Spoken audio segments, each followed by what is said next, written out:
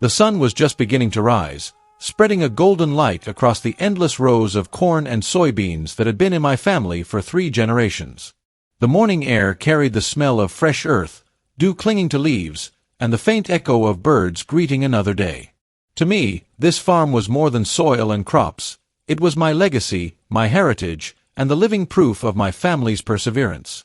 My grandfather had broken his back turning this wilderness into fertile land. My father had spent his life improving it, and now it was mine to protect. That peace was shattered one morning by the thunder of machinery. At first, I thought it was a neighbor harvesting early, but as I stepped out onto the porch, my stomach dropped. Bulldozers and graders rolled across my fields like an invading army. Engines roared, treads crushed corn stalks, and the air was filled with the acrid smell of diesel fumes. I ran down the dirt path, heart pounding, and saw her, the HOA president, standing in the middle of my land as though she owned it. Dressed in a crisp suit, clipboard in hand, she directed contractors with a cold efficiency. She didn't even look at the ruined crops. To her, they weren't rows of food or family memories. They were just obstacles to be flattened. "What the hell do you think you're doing?" I shouted over the noise. She didn't flinch. Instead, she smirked, adjusting her sunglasses. "This land is under the Homeowners Association's jurisdiction. We voted to build a private airstrip here. You'll be compensated in due time. Please step aside." Her voice was syrupy, dripping with condescension. I couldn't believe the audacity. My land, my home, being carved up without so much as a conversation. Around her stood uniformed police officers, hands resting near their belts, as if daring me to resist. One of them barked, "Sir, you need to stay behind the boundary line. This is an active construction zone. My land, and they were telling me not to cross it." I clenched my fists, biting back my rage. She looked at me like I was nothing more than a nuisance.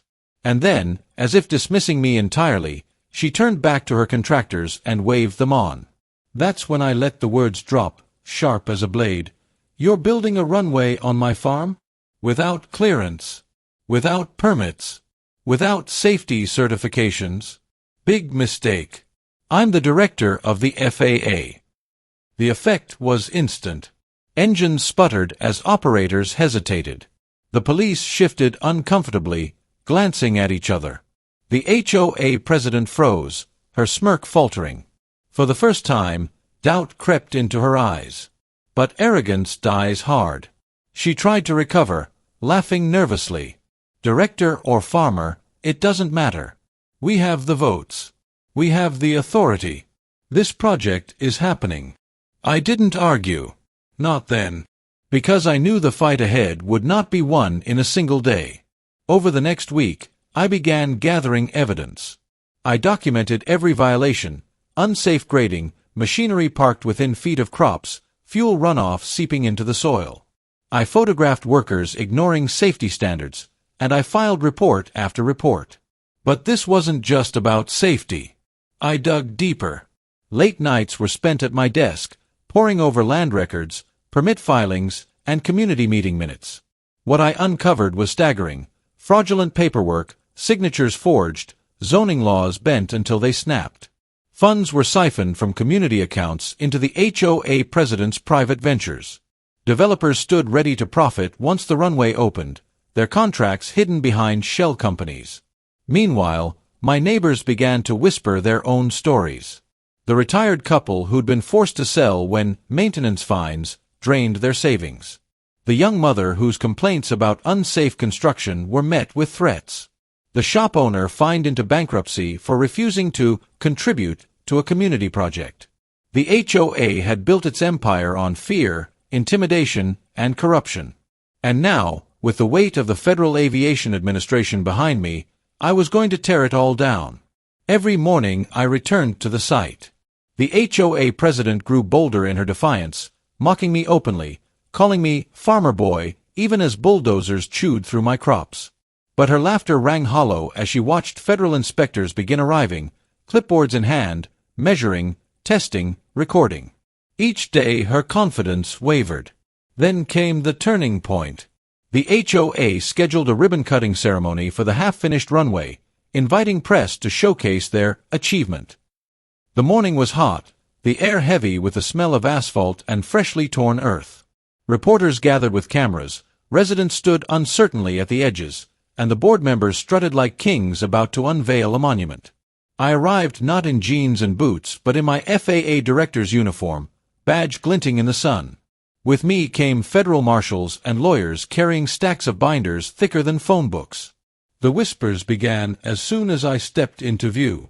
The president raised her scissors to cut the ribbon, but before the blades touched fabric, I spoke. My voice was steady, amplified by the hush that fell over the crowd. This project is illegal. Effective immediately, construction is halted under federal order.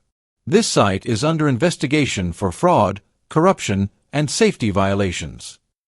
Gasps rippled through the crowd. Cameras snapped. The board members looked like deer caught in headlights. One tried to argue, shouting about community progress, but the marshals stepped forward, their presence silencing any protest.